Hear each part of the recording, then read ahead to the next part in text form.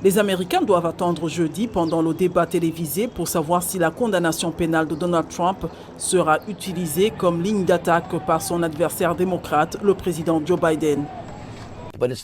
Mais il ne s'agit pas seulement de qualifier Donald Trump de criminel, cela touche à son comportement et à son caractère. N'oubliez pas qu'il a fait faillite 6 fois. Cela signifie qu'il n'est pas seulement un mauvais homme d'affaires, cela signifie qu'il a trompé toutes les personnes qui comptaient sur lui pour gagner leur vie. Trump nie ces accusations. Il a également promis de faire appel.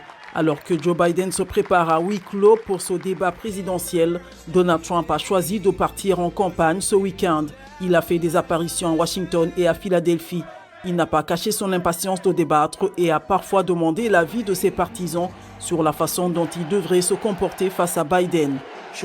Dois-je être dur et méchant et dire que vous êtes le pire président de l'histoire, ou dois-je être gentil et calme et le laisser parler?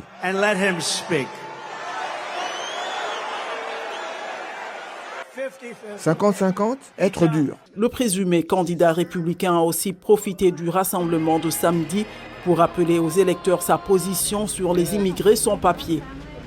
Et dès le premier jour, nous commencerons la plus grande opération d'expulsion nationale de l'histoire américaine. Nous n'avons pas le choix. M. Biden a récemment mis en place des restrictions en matière de traitement des demandes d'asile à la frontière sud. Mais il a également dévoilé la semaine dernière une mesure qui ouvrirait la voie de la citoyenneté aux conjoints sans papier de citoyens américains. Lors de son apparition sur NBC, le coprésident de la campagne de Joe Biden a accusé Trump et les républicains pour le statu quo. La frontière est en difficulté et c'est le cas depuis 20 ou 30 ans.